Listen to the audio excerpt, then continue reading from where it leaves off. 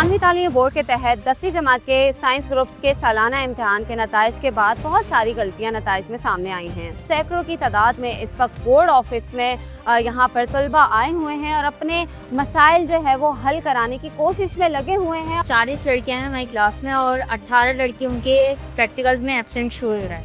100 से ऊपर कॉपियाँ गई थी, लेकिन सारी वापसी कर दी गई। 18 बंदों की कॉपी रोक ली गई।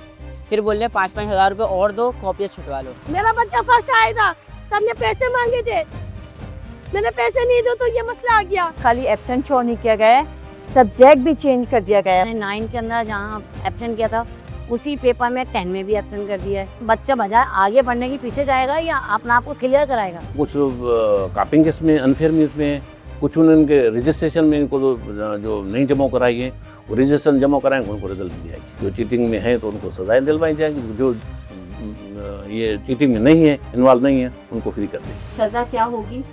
सजा पेपर कैंसिल होता है, 1 साल की सजा होती है।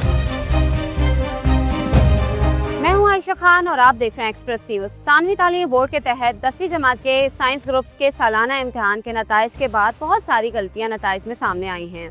वालिदैन और तलबा दोनों ही परेशान हैं। सैकड़ों की तादाद में इस वक्त बोर्ड ऑफिस में यहाँ पर तलबा आए हुए हैं और अपने मसाइल जो है वो हल कराने की कोशिश में लगे हुए हैं। और यहाँ पर हम देख रहे हैं कि यहाँ बहुत सारे काउंटर्स बने हुए हैं जिसमें तलबा की कोशिश है कि हम अपने मसाइल हल करें। सबसे बड़ा जो मसला हम यहाँ पर देख रहे हैं कि इसमें लातादाद बच्चे ऐसे हैं जिनको एब्सेंट करार दिया गया है, जबकि उन्होंने पूरा पेपर किया है अपना, लेकिन उसके बावजूद किसी को सब्जेक्ट्स में तो किसी को जो है वो प्रैक्टिकल में एब्सेंट किया गया है, जिसकी वजह से यहाँ पर सैकड़ों की तादाद में तलबा बैठे हुए हैं और अपने फॉर्म परफॉर्मा और दीगर जो डॉक्यूमेंट्स होते हैं वो अपने साथ लेकर भी आए हैं और यहाँ पर बैठ के फिल भी कर रहे हैं ताकि जो है वो उनका मसला हल हो जाए। यहाँ पर वालिदैन भी बहुत ज़्यादा परेशान है जो अपने बच्चों को सारा साल पढ़ाते हैं और कोशिश ये करते हैं कि हमारे बच्चे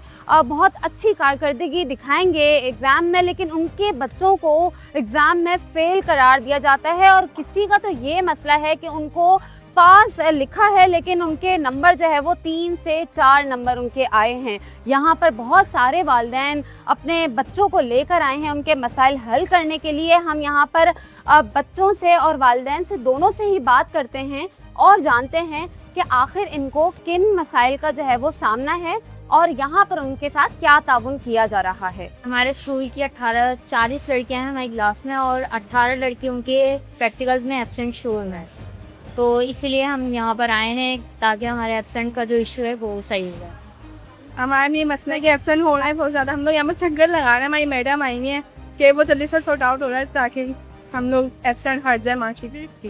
भाई मैं क्लास 9 में था, उसका पेपर हुआ, मेरा रिज़ल्ट सही आया। क्लास मैट्रिक में गया तो पैसे नहीं दिए गए, मेरी अम्मी ने पैसे नहीं दिए। मेरी अम्मी ने बोला भाई अभी है नहीं, बाद में ले लीजिए। जब बाद में दिया गया तो हम लोग का पढ़ा ZMS अकेडमी मरीज में, वो मरीगोड, वहाँ पढ़ा। उन्होंने बताऊँ क्या किया, उन्होंने ना बोला कि भाई कि आप पेपर दें। फिर ना एकदम पिछली हमारी 9 का पेपर था पहले, फिर हमारा था। 9 वालों ने वीडियो बना के छोड़ी, फिर मैट्रिक पे हम लोग आए फंस गए। सबके 100 से ऊपर कॉपियाँ गई थी, लेकिन सारी वापसी कर दी गई। 18 बंदों की कॉपी रोक ली गई। फिर बोल रहे 5-5 हज़ार रुपये और दो, कॉपियाँ छुटवा लो। फिर हमने बैठे रहे। फिर हम जब जाने लगे तो उन्होंने रोका कि कल दे देना पैसे। सर आए थे, सर जिशान अली ग्रामर के सर, वो आए। उन्होंने बोला सही है, तुम लोग बाद में दे देना पैसे, करो पेपर। उन्होंने पेपर भी करवाया। आखिर में 1:30 बजे पेपर लिया गया हमसे, फिर भी हमारा पेपर अनफेयर में चले गया। उन्होंने बोला मेरी जिम्मेदारी मैं कर दूँगा, पैसे दे देना। जब पैसे नहीं दिए उन्होंने अनफेयर के हिसाब से। मैं सुबह से बच्चों को लेकर मेरी ऊपर नीचे हो रही हूँ, है मेरी सुनवाई नहीं हो रही, ऊपर से कह रहे तुम पे केस है। बताएं क्या कहेंगे अगर कोई नशा करता है उसको औलाद को उसकी माँ पढ़ाना चाहे तो क्या हुआ, पढ़ा नहीं पाएगी? मसला तो बताएं कि मसला क्या है। मसला मेरा बच्चा फर्स्ट आया था, सबने पैसे मांगे थे, मैंने पैसे नहीं दो तो ये मसला आ गया। बहुत सारे बच्चे ऐसे हैं जो यहाँ पे एब्सेंट शो कर दिया गया है बच्चों को, और जबकि उन्होंने पेपर दिए हैं। और यहाँ तक कि खाली एब्सेंट शो नहीं किया गया है, सब्जेक्ट भी चेंज कर दिया गया है। मैंने बच्ची ने सब्जेक्ट के तो पेपर ही नहीं दिया, लेकिन उसको लिख दिया गया है कि ये पेपर दिया गया है, इसमें ये मार्क्स हैं।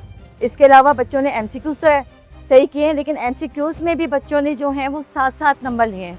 ऐसा पॉसिबल नहीं है। 2-3 सवाल भी अटेम्प्ट किए हैं, लेकिन 7 नंबर 15 नंबर इस तरह से बच्चों को नंबर दिए गए हैं। ये सब प्रॉब्लम्स हैं यहाँ पर, जो हम सब आए हैं यहाँ पे सॉल्व करने के लिए। मेरे बच्ची के साथ भी ये इशू किया है, जो उसको उन्होंने 9 के अंदर जहाँ एब्सेंट किया था उसी पेपर में 10 में भी एब्सेंट कर दिया है। और पहले 9 में उनको दिए हैं 30 मार्क्स और अब 10 में उन्होंने वही पेपर रिवाइंड दिया है, तो उसमें उन्होंने 10 मार्क्स कर दिए उसको। आप ये देखें, बच्चा बजाय आगे बढ़ने की पीछे जाएगा या अपना आप को क्लियर कराएगा। तो ये फॉल्ट है ना, वाज़ेह फॉल्ट आप बता रहे हो। तो यहाँ नहीं कि आप कुछ ना गेम कर रहे हो पेरेंट्स के साथ, बच्चों के साथ। बच्चियाँ कितनी डिसऑर्डर आती हैं। मैं कहती हूँ हमने अपनी लाइफ में नहीं देखा कि बच्चियाँ कोई फेल होती हों, मगर इस दौर के अंदर बच्चियाँ फेल कर रही हैं। ये लोग मार्क्स आए तो बच्चे ने दोबारा पेपर क्यों किया? पासिंग मार्क्स नहीं, इतना फेल कर दिया था ना 30 मार्क्स पे, 35 पासिंग मार्क्स है ना, तो उन्होंने 5 नंबर दे दिया।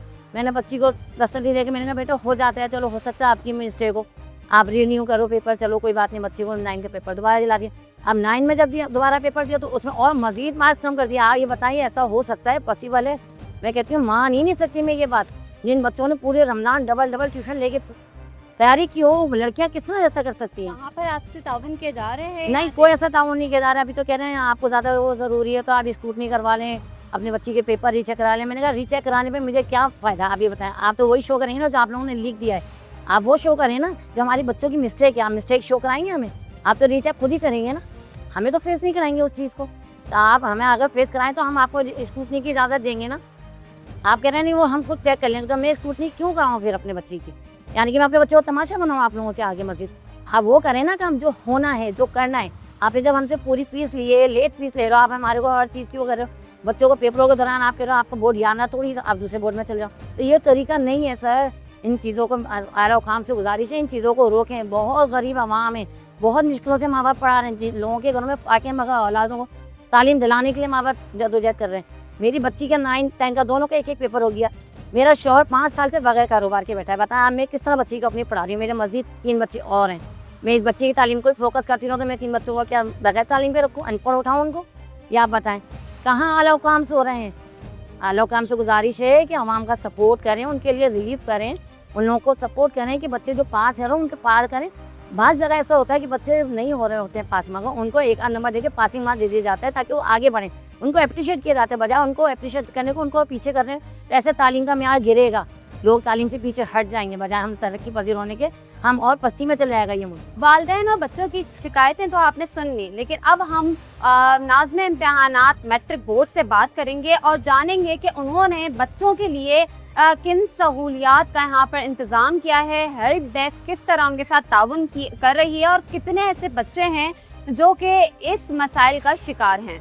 कराची सेकेंडरी बोर्ड ने को तो पहली मरतबा सबसे पहले रिज़ल्ट आउट की है को तो ये भी खुशाइंदा बात है कराची वालों के स्टूडेंट के लिए को। तो दूसरी बात यह है कि बच्चे जो हैं को तो वो जो एब्सेंट हुए हैं यहाँ जिनकी रिज़ल्ट नहीं आई है को तो वो कुछ तो ऐसे हैं जो अनफेयर मीन्स में चीटिंग में हैं को तो कुछ बस बच्चे ऐसे हैं जो रजिस्ट्रेशन नहीं करवाई है को तो हमने ये कल इतवार के दिन छुट्टी के दिन भी आए थे, चेयरमैन साहब हमारा आया था को तो ये हिदायतें हमें मिनिस्टर साहब ने दी थी को तो कि जो बच्चे हैं को तो जिसकी एरर है वगैरह बोर्ड की तरफ से अगर कंप्यूटर में आईटी वालों की तरफ से कोई एरर है तो उनको सॉल्व करें। कल हमने आकर काफ़ी बच्चों को ऐसी छोटी मोटी कोई एरर थी आईटी वालों की थी तो हमने वो कल सॉल्व की है को तो बाकी जो है को तो वो आज कर रहे हैं, बच्चे आए रहे हैं। हमने नीचे 2 सेक्शन बिठाए हैं को तो वो सॉल्व कर रहे हैं। तकरीबन कितने बच्चों को ये इशू आ रहा है ऐसे? अभी तो शायद 2-3 हज़ार बच्चे हैं को तो जो वो उसमें ये है कुछ कापिंग केस में अनफेयर मीन्स में कुछ उनके रजिस्ट्रेशन में इनको जो नहीं जमा कराई है वो रजिस्ट्रेशन जमा कराएंगे उनको रिजल्ट दी जाएगी। अच्छा, जो अनफेयर वाले हैं उनका क्या किस तरह? उनके लिए कमेटी बनी हुई है को तो वो इनको इंशाल्लाह ताला को तो हम नेक्स्ट मंडे या को तो जुमे के दिन को तो इंशाल्लाह ताला वो कमेटी बिठाएंगे को तो स्टूडेंट को ये इन्फॉर्म करेंगे, वो आ जाएंगे को तो जो बच्चे हैं को तो जो चीटिंग में है तो उनको सजाएं दिलवाई जाएंगी, जो ये चीटिंग में नहीं है, इन्वॉल्व नहीं है, उनको फ्री कर देंगे। सज़ा में क्या होगा सर? जी सज़ा क्या होगी? सज़ा पेपर कैंसिल होता है, 1 साल की सज़ा होती है। नाज़िम इम्तिहानात से हमने बात की तो उनका यही कहना है कि तलबा की सहूलत के लिए हमने यहाँ पर हेल्प डेस्क कायम की है, जिसमें यहाँ पर सैकड़ों की तादाद में तलबा सुबह से आ रहे हैं और उनको फैसिलिटेट किया जा रहा है। और उनका यही कहना है कि हज़ारों की तादाद में बच्चे कुछ एब्सेंट भी किए गए हैं और कुछ जो है जिनका जो है एक अनफेयर मीन में नाम चला गया है, जो कि नकल के बच्चे हैं ज़्यादातर वो हैं इसमें, और जिनका जो है वो मसला हल किया जाएगा। नस्ल वाले बच्चों के लिए कमेटी कायम कर दी गई है, वो कमेटी जो है तहकीकात करेगी और उसके बाद उनके रिज़ल्ट जांचने के बाद उनको मार्क्स जो है वो देगी ताकि उनका मसला हल हो जाए।